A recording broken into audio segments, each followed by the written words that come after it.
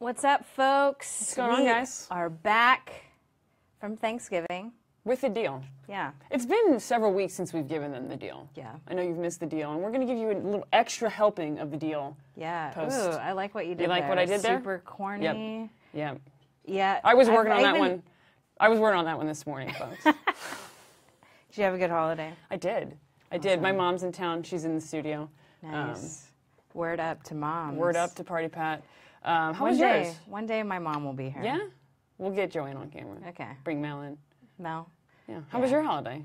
It was good. I moved. I saw the place. It's super swank. Yeah. So I spent most of the time packing up and unpacking and buying stuff. So That's fun. I'm going to be broke buying pretty stuff soon. is fun. Yeah. It's fun until you look at your bank account and then you're just like, dang. So that's the deal, folks. That's all we're talking about. We're done. Adult stuff, adult things. But, you know, the last week, there's a lot of things that unfolded. And again, if you're tired of hearing about the Louisiana saga, too bad. We apologize. We don't. I don't. Sorry, we're not I'm unapologetic. It was a topic all last week. This is a scandalous offseason, and it just kind of is continuing. It kind of started with Auburn, and then it went to Louisiana Lafayette, and now somehow they're connected, the two of them. So I told you, it's an extra What's helping happening in the South? You know, Jerry Glasgow was like, I'm just going to spend like a month in Auburn, and then I'm just going to bounce over to Louisiana, and that's what he did. So he was hired as one of the assistant coaches for Auburn after the whole Myers fallout, and now he is hired as the head coach for Louisiana Lafayette. Yes. To replace the Latif, Mike Latif, and that whole debacle. So yeah, he went from Texas to Alabama, and now he's Louisiana. He's just kind of getting the whole southern portion of the states. Yeah, he's taking care of it. He's about the South. He's a Southern man. Yeah, that's three with universities. a Southern plan. That's 3 universities in a month. He's been hired at. What's his taxes going to be like? That's what I'm wondering. Yeah, good question. I didn't think about that. Yeah. But I don't like to think about my taxes most of the time anyway. No. So Jerry Glasgow is now the head coach of the Louisiana Lafayette Raging Cajuns. Yep. So Auburn needs an assistant coach. Yep. And Louisiana Lafayette needs some assistant coaches as well. Yeah. It kind of comes full circle. The two scandals have combined and collided. Wow. It's kind of surreal. Right? Yeah. When you really sit and think about it. It all kind of came full circle. Yeah. And apparently... It's a scandal bomb. Apparently, because I was wondering how this happens. Somebody gets a brand new job as an assistant coach. Like, you're usually not looking for a new job after you get a new job. But apparently, Brian Maggard, the AD at Louisiana Lafayette, said that the university sought out Glasgow as the head coach. So that's how that happens. Wow. Yeah. So one hunt turned into another hunt. Yeah. Yeah. Wow. Well, overall, I think the hire is a good hire. Yeah. We were excited about the Glasgow. I wish I would get hired after bouncing from like 2 different jobs. Right? Like he can name his price. He's a hot commodity right now. You know what I mean? In the coaching world. I feel like in the real world, if that's like on your resume, you're like, hey, what's going on here? Yeah, exactly. But not in Jerry Glasgow's case. Yeah, so we'll see how he handles the little bit of a shitstorm that is Louisiana Lafayette right now. Brian Maggard in that statement said that he made that hire pretty quickly to provide some stability to that team, which is well needed. Well, we know this for sure. As soon as Coach Latif was fired, nearly all of the players had asked to basically be released from the team and from the program. Yes.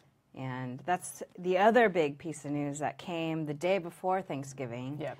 Was their most powerful offensive player, DJ Sanders, is transferring to Oregon. Going to Duck Country. Yep.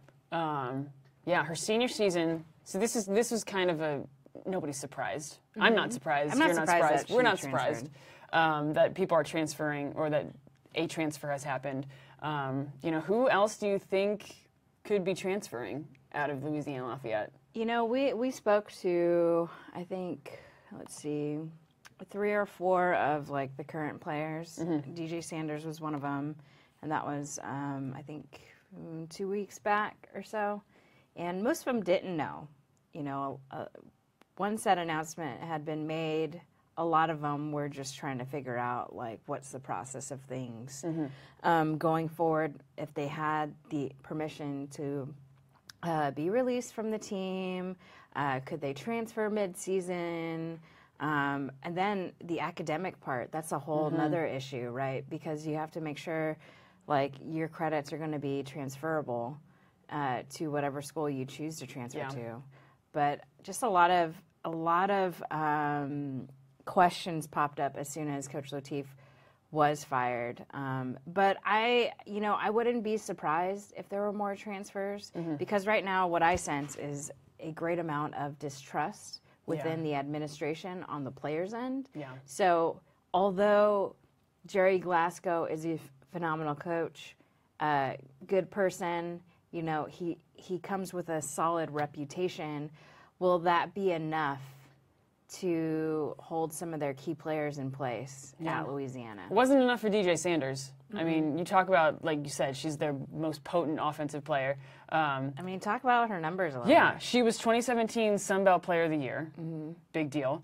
And she led the entire NCAA in home runs with 29 and RBIs with 82. Like, serious offensive firepower that is leaving that program. So apparently Glasgow wasn't enough, or Oregon looked pretty good for her to finish out her career. And I think this, too, when you're a senior and you're thinking about how you want to potentially spend your last collegiate year, if I'm DJ Sanders, I'm going to a team who has a chance to win a national championship or go to the World Series. Each year they've fell short of going to the World Series. And we saw Oregon last year. They didn't lose a whole lot. No, Oregon's going to be good. Oregon's going to be so good. You heard it here first, folks. Oregon is going to be so good this year. I'm saying it right now. They already know. You guys already know that they're good. I didn't really quantify so good. I'm just saying so good. It leaves me a lot of room later on in the season. Right. But I think with, Jimmy Colitis and Mike White and Chelsea Spencer, it'll be a good fit. Yeah. Obviously, there's some questions surrounding who's going to be playing shortstop, and DJ Sanders could potentially fill that role. There's no doubt in my mind she's going to be in the lineup. Yeah. And she provides a heavy, heavy bat in the lineup. That, Oregon had a ton of power, but I like what Sanders brings in her, home run power. Now, I am going to make a prediction here. Go out on a limb. We need some kind of alert for a prediction. Kai, can we get on that for the next studio show? We need some. There we go. There it is. Prediction. Okay. I'm going to go out and predict that. Are we going to see the same numbers that DJ put up last season? I'm going to say no. Obviously, the Sun Belt Conference and the Pac-12 Conference are two completely different beasts. She's going to find herself facing a higher level of pitching, which in my mind, I know she can handle. I mean, she's gone into Alabama. She's played against Oregon, and she's done extremely well.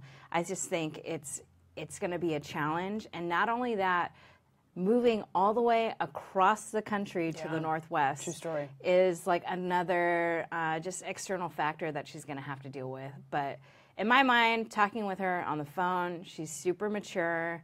She's really come into her own as a player, and there's no doubt in my mind that she's going to help Oregon hugely, on the offensive end. It's a big pickup in the offseason. Yep. Did she have anything to say about the whole Lateef firing when you talked to her? Yeah, when I talked with DJ, obviously a lot of emotions come up for her because Coach Lateef was absolutely pivotal to her success as a player. I mean, she brought up just moments when she wasn't a highly recruited player, and Coach Latif saw something in her and gave her basically the confidence and swag she needed to get to the next level. She started setting goals for herself, and Coach Latif pushed her to her limits and was absolutely instrumental to her success. She makes she doesn't hesitate when she talks about him in that regard. She also brought up some of the accusations that were brought up, and she said that they were completely false. She was there, when you look back at the documentation that was put out to the public as far as the allegations on Coach Latif, she mentioned that she was there on all of those occasions, and she tells a very different story. Yeah. So, unfortunate for Louisiana because they lose one of their, favorite athletes, but hell of a pickup for Oregon. For Oregon's like, we'll take it. Thanks. Hell of a pickup. So we have a question from John Frere on Facebook, which is a little bit of a can of worms. He's asking, quite simply, why was he fired? I mean, we talked about this before, but obviously there's allegations of abusive language and some physical altercations, and from what we've seen is one particular athlete. So you have this one athlete and the university saying that he was a physically and verbally abusive coach, and then you have 26 current and former athletes, and obviously Mike himself and his coaching staff saying, it's a Title IX issue. He was pushing the university for equal rights for his players, and not big stuff, just cutting the grass, getting an athletic trainer, which you have to have an athletic trainer in practice. That's an NCAA violation if you don't have an athletic trainer at practice, and so seems like there may have been an NCAA violation there. Grass wasn't getting cut, simple things like that. So it depends who you're talking to, John. If you're talking to the university, it's one thing. If you're talking to the Latifs, it's another thing. Yeah, every single one of the athletes that we spoke to said that they had not had a trainer out all fall. Yeah. Not at one practice. My athletic trainers out there, chime in on Facebook, because we know that's not okay. So what's been baffling to me, and we've talked about this a little bit, is we have this one player and the university kind of coming out with this statement, and then we have 26 other players saying something completely different. And it seems, you saw that we were taking some flack for being kind of one-sided and everything, but it seems at this point like the facts are overwhelmingly favoring the fact that 26 current and former players are on this guy's side, and only one player is saying that these things happened. It seems, to us, it seems pretty clear. So we threw an Instagram poll out. I think it was maybe a week ago or so after we put out a piece about Mike lawyering up, and I was very surprised with the results. Can we cue them up? Can we cue them up? All right, let's see it. Let's cue them up. 59%. So simple question, Latif's firing. Tell us about it. Was it bogus? Was it justified? 59% of our votes. And if you can see there, almost over 10,000 people saw that. And we had we have thousands of votes on this. Almost 60% said that it was a justified firing. So people, I want to hear. Yeah, I want to hear from you guys. I want to hear what you guys are who thinking. thought it was justified. Because we feel like, we're searching for the facts. Yeah, here. we are. So if you look at the total count on the poll, it's almost 2,000 thought it was justified. Just over 1,300 thought it was bogus. I myself voted bogus. So I want to hear from the almost 2,000 people who thinks it's justified. Because we're trying to have a conversation about this, and we want to hear both sides. From our vantage point, all the information that we've seen, it's like one player in the university versus this 26 players. It seems a little overwhelming in terms of, the facts, if you will. But yeah. I guess the newest development is that he has a lawyer now. He put out a statement.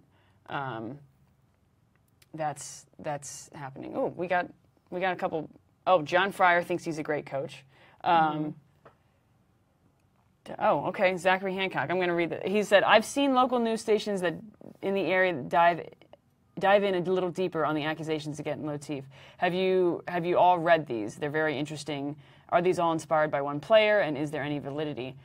I don't know. We've talked directly. Like, how many players have you talked with? I talked with DJ, and then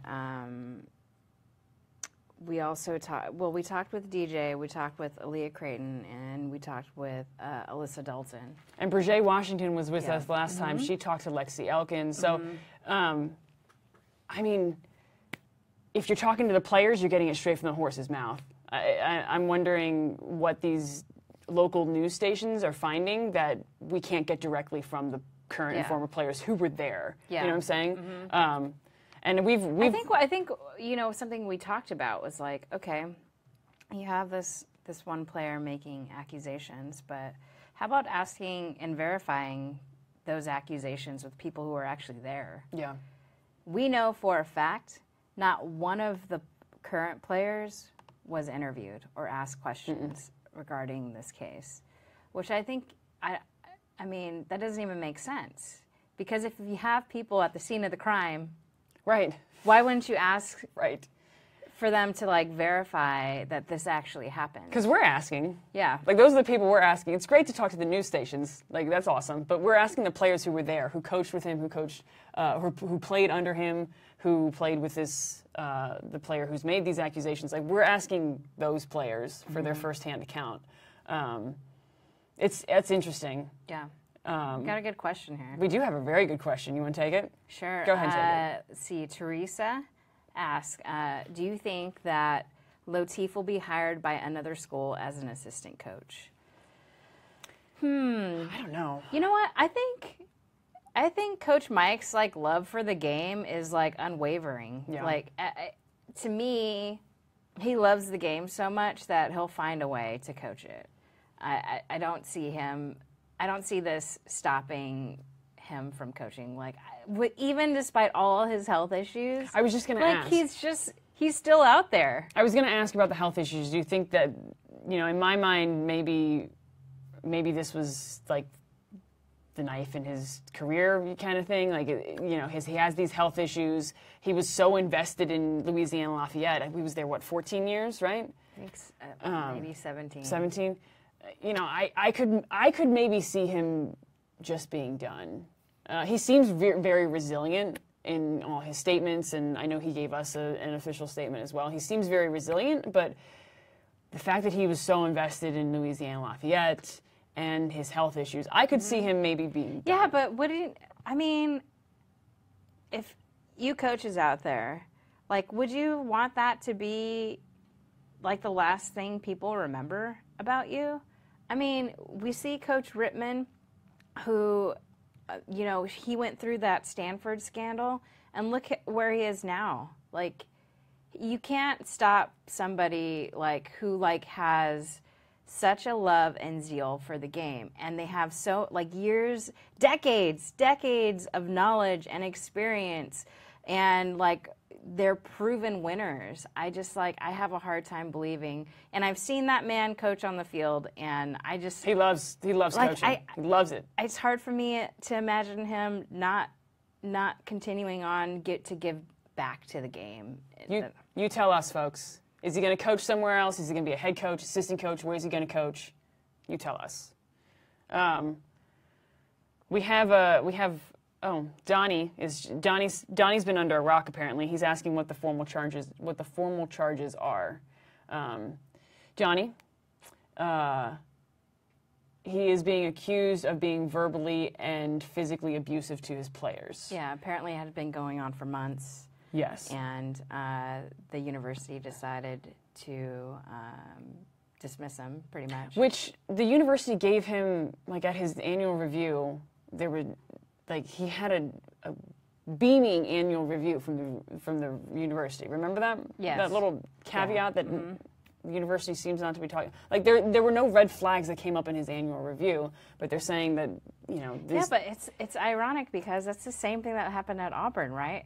Right before the whole Myers scandal unfolded, like, they just extended his contract.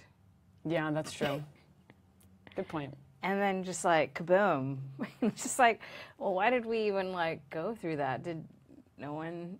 Yeah. Because I mean, the Auburn thing, like the Corey Myers resigned way ahead, like way before any of that would have happened. Yeah, it's interesting, folks. It's interesting. Todd thinks that maybe he'll give back at a younger level, maybe a club coach. He might. I don't know. He's just like. The guy's good at like what he does. Look what he did for Lexi Elkin's career. Look what he did for DJ Sanders. The list goes on and on and on and on. From a mid-major school, you know. And we remember this from earlier in the year. Like the Ragin' Cajun fans are nuts. You guys are nuts. Can we put out that poll for like best stadium? Yes, that went bananas. We asked you guys to talk about the best stadiums. You think they might be regretting that now? In softball, and the Ragin' Cajun fans came out in a fury and voted for their stadium.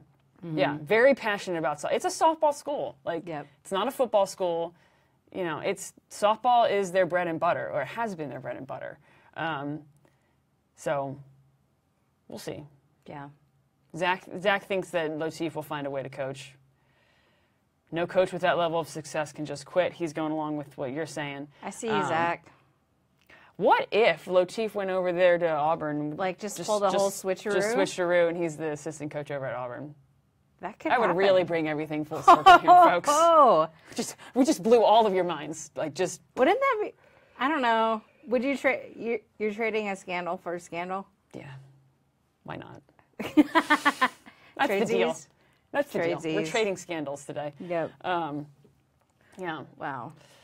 Yeah, so I'm still waiting to hear from everybody who thinks his firing was justified. Yeah, no, I want to hear come on. We want to hear from you guys. You know, I guess you're just the silent majority.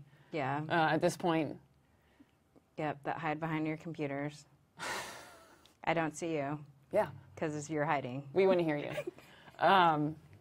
Yeah, so that's the deal. That's the deal in Louisiana Lafayette right now. DJ Sanders is the first, and I'm going to say not the last, to transfer. I agree with you. Going to the Ducks. Yep. I'm stoked for them. Make that offense even more powerful. Yeah. Latif and his staff are out looking for jobs. Glasgow was the assistant coach at Auburn following that scandal, and for about a month, and now he's the head coach. Maybe he just likes scandal, you know? He's just popping from scandal to scandal. Just checking in. Just checking in, seeing how he's doing, and then pop over to the next one. No, but congratulations to him. He's a great guy. He's going to do a lot of great things for the Ragin' Cajuns. He's a great coach.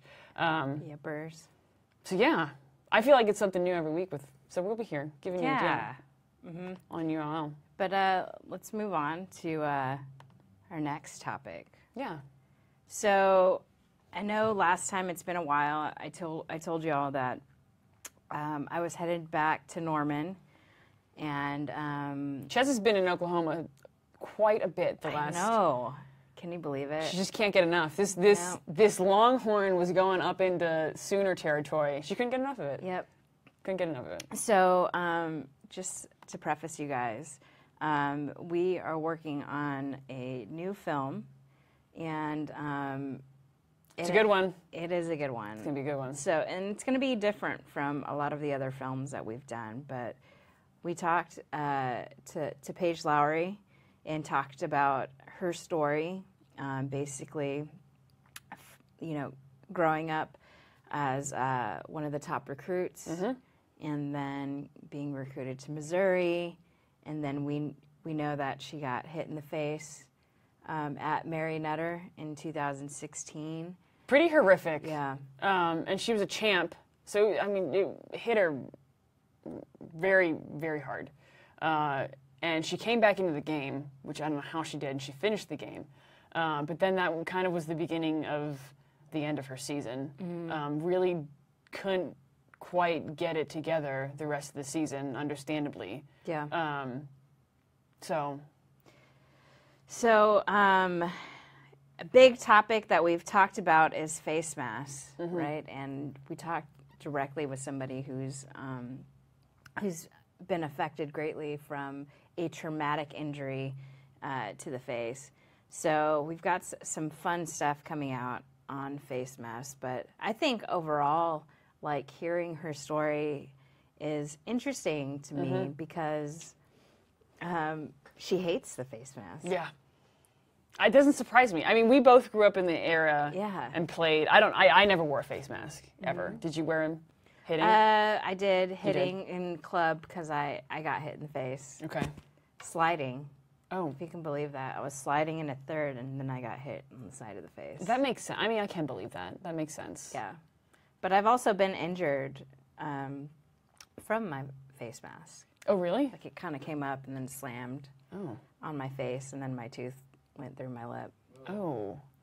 Sorry, we had an audible groan from the studio guy on that one. TMI? No, not TMI. No. Okay. No, not TMI. I went back in the game, though. Yeah, she's tough. Hook 'em. Yeah, so we grew up playing, like, it was never mandated. And I never wore one. I was a catcher, so I wore one there, obviously, but never wore one to hit. It's interesting that she hates it, but she wears it. Yes. She hates it.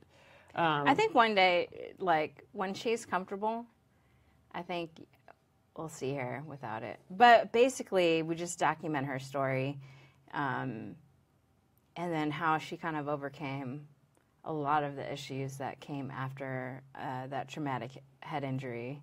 And then also part of it is just raising awareness about, concussions and opening up the debate on whether face masks should be mandated.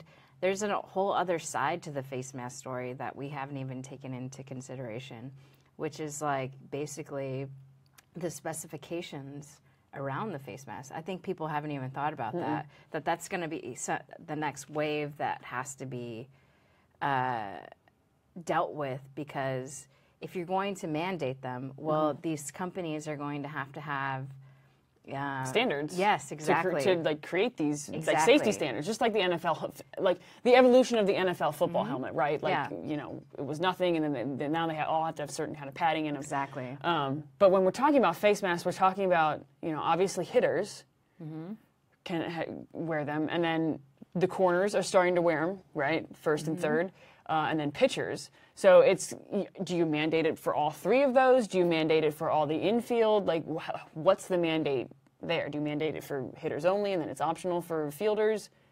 I think, how does that happen? Well, we saw with, I think it was Missouri, they mandated it for the pitchers and I think the corners. If there is going to be a mandate, nationwide, it's going to start probably with just the pitchers. And should there be a mandate, right? Like, these are young adults, like, should they not have the freedom and ability to make their own personal health decisions? Like, should there be a mandate? Should there not be a mandate? I think there hasn't been enough cases of traumatic head injuries by pitchers to mandate it. Like, if we're going to talk numbers, I don't think there's been enough cases. Yeah, Missouri was just really unlucky with Finucane and Lowry. Right. They both had a really horrible experience at Missouri. And we have, like, one of our writers actually ended up talking with Tori Finucane about her head injury. So we're going to get a lot of different perspectives on this, like, face mask issue. And we're not just talking to people who just got hit in the face. I mean, we're talking to players who grew up wearing a face mask and how, like, there have been moments where they've been protected by it. But I think it's just going to be an interesting development over the next, handful of years on whether more mandates are going to be put in place, across the country. John on Facebook seems to think that it should be pitchers only. I think it's really interesting for the people who are, like, pro face masks. It's no surprise. It's all from parents. Yeah, right.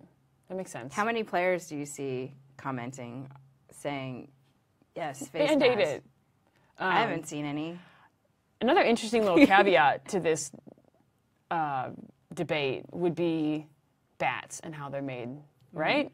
Yeah. Because the exit speed of the bat, of the ball, 15, 20 years ago is nothing compared to now with the technology that these bats are being made at. So to me, I would also posed, should there be some kind of mandate on, I mean, I know that there are plenty of mandates on bat makers, but do we really need face masks, or should we just dial back the technology in the bats? You know, that's another angle that could potentially affect equipment companies that make equipment. It's just another thought. Yeah, I feel like there have been plenty of, especially at the collegiate level, just bat testing in general, and basically just new rules put in place as far as the exit speed and getting the bats tested prior to the games. But at the club level, it's like kind of willy-nilly. And I remember, if some of you were at PGF, I want to say maybe 3 years ago, they didn't have the bat testing, and then they started introducing it, and like the year that they put the bat testing in place, I mean, there were like trash cans full of illegal bats. It's a part of the problem. It's part of the discussion around face masks and injuries. Yeah, I think the other part, and I've talked to some college coaches about this, is it the bat or is it the ball? Right. So you can have, I mean, when they switch the density of the ball, right? Because if you remember, the softball used to be a little softer. Yeah. It's not really soft. It's not soft at all. In case you're watching and you don't really know anything about softball, softball really isn't soft, so when it hits your face, it does some damage. I think you got people who are on different sides of the debate. You know, like change the bat specifications, change the ball specification. You know, so I don't know. It'll be interesting to see the development over the next 5 years. Yeah. But like I alluded to earlier, I just don't think there's been enough head trauma cases from pitchers and even infielders to mandate it. And I've been hit in the face quite a bit. But when I think about how many ground balls that I've taken in my lifetime. Right. Thousands. Hundreds of thousands. Yeah, you know what I mean? Of chances. And it's just basically like getting into a car accident. Yeah. You know, like the chances are pretty similar. And people, look at her. She's been hit in the face so many times. Look at that mug. Get a close-up. Get in there. Get in there. Look at that. How you like me now? Just kidding. Yeah, so I'm really interested to see the long form piece that we have coming out. Yeah. This documentary I think is going to be really, really good, and props to Paige for letting us come up there and really bring up a traumatic event and kind of go through it with her. Like Donnie's got a great great Donnie question. does have a great comment, and I was going to let you take that. All right, Donnie, if not mandated in college where they are adults, what about at the travel level? That's the first piece of the question. And I think it's just it's a vanity thing for some girls, and they're told college coaches don't like pitchers to wear them. Your thoughts? Man, there's a lot there. So the first part, at the travel level, I would actually like to see it, especially. And some of you have been at the field, like even at the 12U level. Say you've got this like lower tier team playing against like this upper tier team, like it's kind of frightening the size of some of these 12-year-olds. Yeah, true story. You know what I mean? And it's just like, then it's, as a coach and as a parent, you're like, I need to go into protective mode. So I can see at the youth level there being a mandate, especially with pitchers. You know, to what level? Maybe up to 18, and then 18, then they can decide whether or not they want to wear the face mask. But that's clearly open for debate. Donnie, I absolutely do think it's a vanity thing. Yeah, for sure. Unfortunately, I don't know. Players have a lot of pride, so sometimes the face mask can be viewed as, a weakness.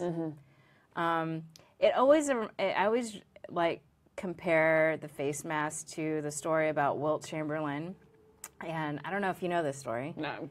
Please. Wilt Story Chamberlain, time with Ches, folks. It's story time with He Ches. was like, one of the most prolific scorers in the NBA. Well, he was terrible at free throws, just so bad. So one other NBA player taught him the granny shot, and he made nearly every free throw. But he caught so much flack for it that, what do you think happened? He stopped doing it. He stopped doing it. So his free throw percentage went down. It just makes me think about like how we have this image of like how we're supposed to be versus being efficient or safe. You know what? A lot of baseball players, not a lot, some are wearing that. Rick Barry, thank you, Donnie. We would be friends. We would share this story. I already know it. And you guys Rick that's Barry. cute. You guys made a new friend. Some baseball players are starting to wear those modified helmets that kind of have that piece come. And I've seen fans just blast them for it, and I'm just like, they're just being cautious. Like, he's not being a wuss, or like he's just being smart. He doesn't want to get hit in the face. It's fine. Like. And it's the same thing with hockey players. Some hockey players wear the visor, some wear the like. And we see the hockey players that don't wear the face thing, and they have no teeth. And they have no teeth. Now, you could argue that they're trying to be a legit hockey player without the teeth, but now it's about looks. Now it's about looks. It's about the opposite side for the hockey players. But yeah, to me, at the college level, they're adults. Like, let them make their own choices. I'm fine if you're going to mandate it at the travel level. Yeah. Yeah, that's kind of how I would take it. I don't like to mandate anything for, let them be adults and let them make their own decisions. Do they need to wear elbow guard? Do they want to wear an elbow guard? They're adults. Let them make their own choices. But your point about... And in essence, it kind of is like an Evo shield or elbow guard is like a face mask, but it's exactly on a different part of your body. Yeah, I think it's just personal preference. Let the adults make up their minds. If you want the kids to be super protected, sure. What we need are sexier face masks. That's what the deal is, folks. You're welcome. Sexier face masks. Face masks. That's the deal. That's your extra serving of deal that I was talking about at the beginning of the show, folks. That's what it is, man. I don't think we can beat that.